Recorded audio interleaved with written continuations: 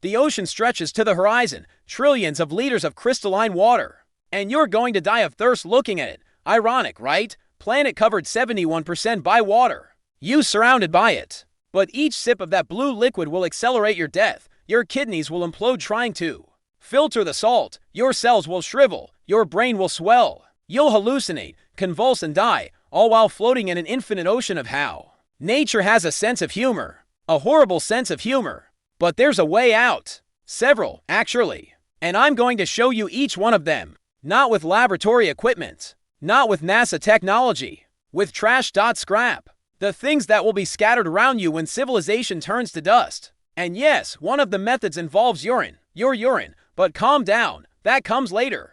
Much later, when you're already desperate enough. So go ahead, hit that like button.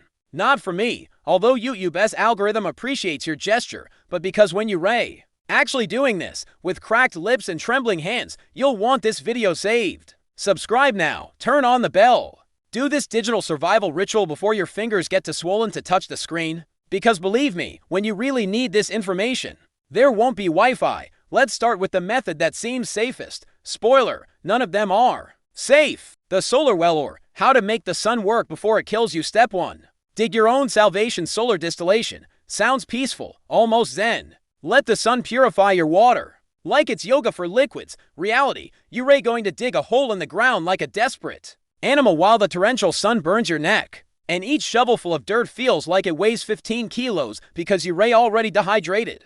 But it works. Basic physics, high school thermodynamics. The kind of science you pretended to understand to pass and now, ironically, can save your life. Here's the setup. Dig a circular hole, 90 centimeters in diameter, 45 centimeters deep. In the absolute center, position a container. Can be a metal can, plastic cup, cut bottle. Anything that holds water without leaking. Pour salt water around the container, not inside. Round.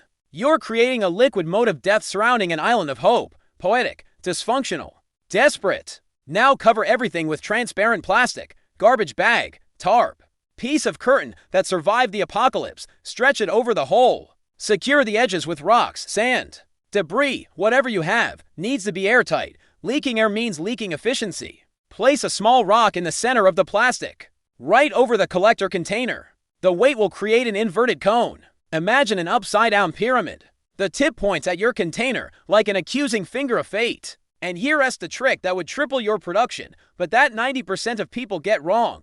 I'll reveal it into steps when you're tired enough to really pay attention. What happens now is magic. Boring and slow magic, but magic. The sun heats the salt water. How molecules gain energy, evaporate, rise like molecular ghosts. Leave the salt behind because sodium chloride is heavy, lazy, tied to earth. The vapor rises, meets the plastic, cools, condenses into droplets. The drops flow down the cone, converge at the tip. Drip, fall into the container. Pure water, distilled, zero salt. Visualize, you just recreated Earth's water cycle in miniature. Ocean evaporates, clouds form, rain falls, except your rain is pathetic drops dripping into an old can. The risks nobody mentions seem safe, right? It's just dig and wait. Wrong. If you dig on the beach, you might hit contaminated water table. Groundwater full of pollutants, bacteria, industrial waste that's been leaking for decades. Congratulations, you just poisoned your distiller. If the plastic is too thin, the sun melts it. Drips liquid plastic into your purified water. You survive dehydration to die from microplastic-induced cancer. How ironic. How modern. If the hole is too shallow, temperature doesn't rise enough. Slow evaporation. Pathetic production. You die of thirst next to a failed science experiment. If it's too deep, you bury yourself alive when the walls collapse. Dehydration doesn't get you, but asphyxiation does. And the worst, this method produces about 500 milliliters per day. Under ideal conditions, you need to do 3 liters to survive doing nothing, just breathing, existing, walking to the next shade zone. Do the math. You're officially screwed with a single distiller, unless you build 6, 8, 10. Transform the landscape into a solar farm of desperation, which means more digging, more plastic you don't have, more energy you can't spend. But hey, at least you're trying. That's worth something. Not much, but something. Oh, and since we were talking about survival, I made a complete video about how to survive a total blackout. What to do in the first 24 hours when the lights go out and don't come back. The link is in the first pinned comment. Watch it later, or before, depending on how paranoid you're feeling now. Boil and capture or play with fire. Literally step 2. Combat distillation if you have fire, and I sincerely hope you do. Because without fire you're already dead in 12 different ways. We can dramatically accelerate this process. Distillation by boiling. Classic method. Used by sailors since boats exist and people were stupid enough to sail in them. You need fire-resistant container, can, pot, any metal that won't melt, salt water abundant. Ironically, fire obvious, tube, hose, hollow bamboo. Anything tubular, collector, container, something to cool the vapor. The physics is brutally simple. Water boils at 100 C at sea level. Salt doesn't boil. Salt sits there, being solid and bitter, while water escapes as vapor. You boil salt water. Capture the vapor. Cool it back to liquid. Collect. Repeat until you run out of wood, patience, or will to live. Basic setup. Container over fire. Salt water inside. Lid with small hole. Tube connected to hole. The tube passes through cold water. Can be bucket. Can be the ocean itself if you're not lazy. The other end of the tube pours into your collector. Boil. The vapor travels through the tube. Cools passing through cold water. Condenses. Drips as pure water into the collector. But there is a mistake that 80% of people make here. A mistake that wastes half your water and can explode in your face. I'll tell you what it is, but first, you need to understand what not to do. What can kill you? An incomplete list. Burns. Vapor at 100 Celsius is more dangerous than boiling water. Covers more area. Penetrates deeper. Cooks your skin in layers. First, second, third degree in seconds. If the tube leaks near your face, congratulations, you no longer have eyebrows, or skin, or dignity. Metal poisoning. If your container is old aluminum, oxidized copper, rusty can, it can release toxins. You purify salt water and add lead, mercury, God knows what. Survive thirst. Die from heavy metal poisoning. Your epitaph. At least they tried. Explosion. If the tube clogs, leaf, insect, excessive condensation, pressure increases, the container becomes an improvised bomb. Hot metal. Fragments throughout the camp, scalding vapor in all directions. You don't die of thirst, you die of mechanical stupidity, uncontrolled fire. Fire near dry vegetation, sparks, wind. Suddenly you're not just without water. You're fleeing a forest fire that you caused. Nature. 1. You. 0. Real production, well-assembled system. 1 to 1.5 liters per hour of active boiling. Sounds good. Wait. You need constant wood. Lots of wood. A branch the size of your arm burns for approximately 1 hour. To produce your 3 daily liters, you need to 3 hours of fire equals to 3 arms of wood. Per day. Every day. Forever. How long until you deforest the local area? How long until there's no more dry wood? And then you're back to square one. Only worse, because now you also don't have fuel. But hey, you produced water for a few weeks. Be proud of that while you freeze to death without fire to keep warm. The cascade system, or when simple isn't enough. Step 3. Engineering of desperation. Now to the trick I promised. Cascade distillation. Multi-stage. The method that experienced sailors used. The ones who survived long enough to develop technique. The concept is beautifully efficient. You use the same heat multiple times. First stage. Boils water. Produces vapor. Second stage. Vapor heats the next batch of salt water before condensing. Third stage. Condensed water passes heat forward. You just tripled energy efficiency. Same amount of fire. 3 times more water. Applied thermodynamics. Einstein would be proud or horrified. Probably both. How to build 3 containers in series. Different sizes. Stacked or connected. The largest goes directly over fire. Salt water boils. Vapor rises through tube to second container. The second container holds cold salt water. Hot vapor passes through tube that crosses this cold water. The vapor heats the water. The vapor cools and condenses. The preheated water in the second container now goes to the first to boil. Less energy needed. It's already warm. Condensed water goes to the third container, your collector, but passes through another batch of cold water on the way, preheating it too. It's a thermodynamic chain. Heat passing hand to hand like a baton in a survival relay race. And here's the secret within the secret. The exact tube angle configuration that nobody ever tells you. But wait, because first you need to understand why this will probably fail. You need to seal each connection perfectly. Any leak wastes vapor. Wasted vapor equals wasted water equals you dying. Seal with what? Clay, tree resin, melted duct tape. Prayer. Most seals fail. vapor escapes, efficiency plummets, you return to the simple system, except now. With 3 useless containers instead of 1, the tubes need specific angles. To horizontal, condensed water gets trapped, blocks flow. To vertical, vapor condenses too quickly, doesn't transfer enough heat. The ideal angle is approximately 15 to 20 degrees downward slope.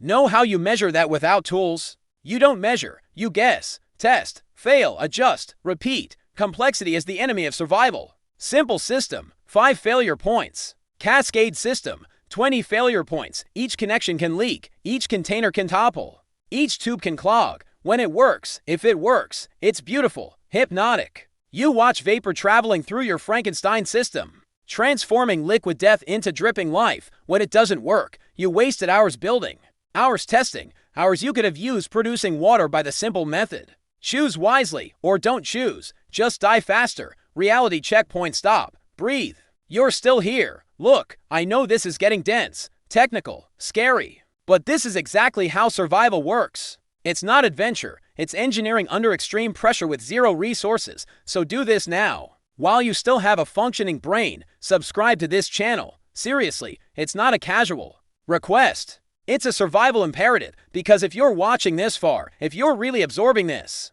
you're the kind of person who might need it, and when you need it, when you're really in the shit, you'll want instant access to the entire survival knowledge library. Hit the red button, turn on the bell, comment water if you made it this far, because the next video might be about filtering radiation, or making antibiotics from fungus, or signaling rescue with mirrors and fire. Knowledge weighs nothing, but it's worth everything. Now back to chaos. We still have 3 methods to cover. MacGyver reverse filtration, or when chemistry meets desperation. Step 4. The illusion of control, reverse osmosis. It's how professional systems work. High pressure forces water through microscopic membrane. Water passes. Salt gets trapped. Elegant. Efficient. Completely impossible without specialized equipment, but you can simulate. Kind of. More. Or less, if you're lucky. We need semi-permeable membrane. Something that lets HEO pass but blocks knackle. Options in nature. Tight cotton fabric, thousands of layers, coffee filter if you find one. Inner tree bark, some species process cellulose now. The system. Container with salt water inside. Multi-layer fabric bag hanging. Filled with fine sand and activated charcoal. Salt water passes slowly through fabric, then sand, then charcoal. Each layer removes impurities, some salts, not all, far from it. Raw reality, you'll remove maybe 40 to 60% of salt. Best case scenario means the resulting water is still brackish, still tastes like diluted ocean, but now your kidneys can process it, barely. But they can. Desperate assembly, large plastic bottle, cut the bottom, invert, layers from bottom to top. Fine fabric, first filtration. Super fine sand, small particles, activated charcoal, chemical absorption. Coarse sand, larger particles, gravel, initial filtration, coarse fabric top. Pour salt water on top, very slowly. Literally drop by drop if you have patience. It percolates through the layers, each stratum. Removes something, sediment, some minerals, maybe some salts if you're very, very lucky. Collect at bottom, taste, one tiny drop. Still too salty. Pass it again, and again, and again. 5 times through the filter might give technically drinkable water. Drinkable meaning won't kill you immediately. And here's the final method, the most controversial, that nobody wants to admit works. But before that, you need to understand why this is mostly psychological. Commercial activated charcoal, millions of microscopic pores per cubic centimeter. Charcoal you make burning wood, hundreds of pores, maybe thousands if you're lucky. Efficiency, approximately 5 to 10% of commercial product. Sand filters solid particles, doesn't dissolve salts. Dissolved salt is molecular, invisible, passes right through. Cotton fabric has giant pores on molecular scale. It's like using fishing net to capture fog. So why do this? Because action is better than inaction.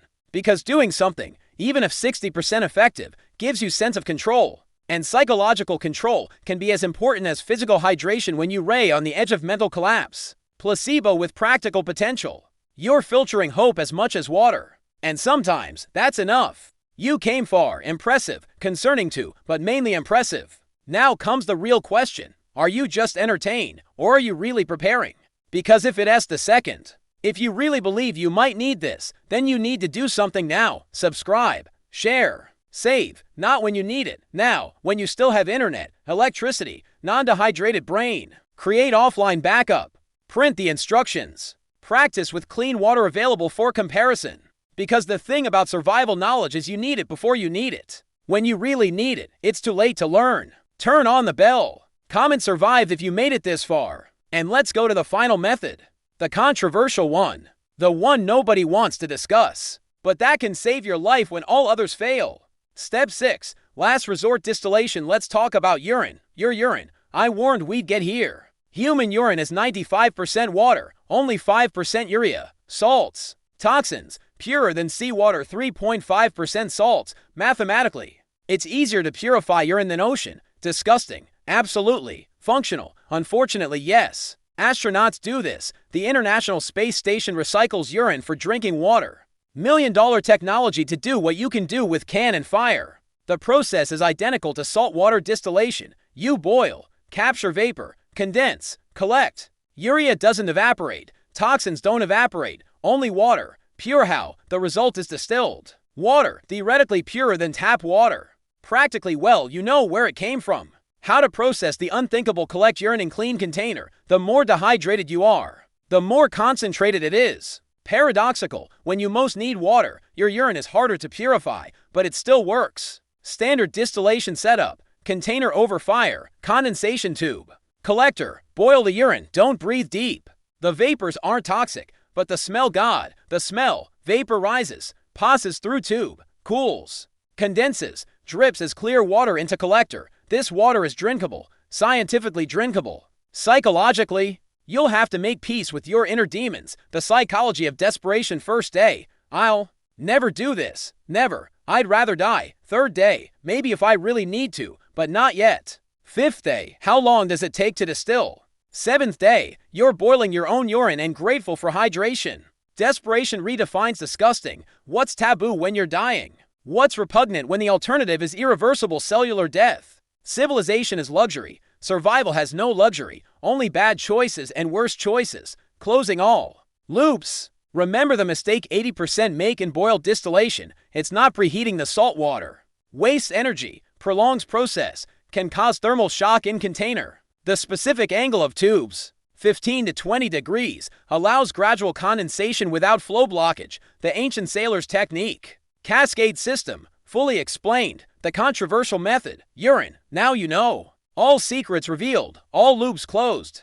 And the brutal reality connecting everything. You never trust a single method. Solar distiller produces 300 milliliters. Boiling gives 800 milliliters. Filtration adds the 100 milliliters. Plants transpire 150 milliliters. Recycled urine, if desperate, contributes for 100 milliliters. Total, 1,850 milliliters. Still, below ideal, but enough to survive. Barely, miserably, but survive. So here we are. End of script, end of techniques, maybe end of world. You learn 6 ways to transform deadly liquids into drinkable, each requiring more effort than any human should spend, just to not die of thirst. And here's the final revelation connecting everything. There are no secrets, there are no shortcuts, there is no perfect method.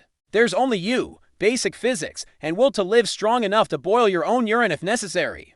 The open loops, the promises of secret techniques, were exactly what you expected. Variations of applied physics with creative desperation. Thermodynamics under pressure, chemistry with scrap. The only truly new thing here is you. Learning, preparing. And if you made it this far, all 4,000 words of sarcasm and science, you're way more prepared than 99.9% of humanity. That should be comforting. It's not. Because now you know too much. Know exactly how difficult real survival is. How unlikely. How absolutely exhausting. You can't unlearn this. Can't return to comfortable ignorance. Now you carry the weight of survival knowledge. Use it or don't. Practice or forget. But when, if, the world really ends and you lay on the beach, looking at infinite ocean of undrinkable water, you'll remember, and maybe, just maybe, live one more day, or not. Survival was never guaranteed. Good luck, end.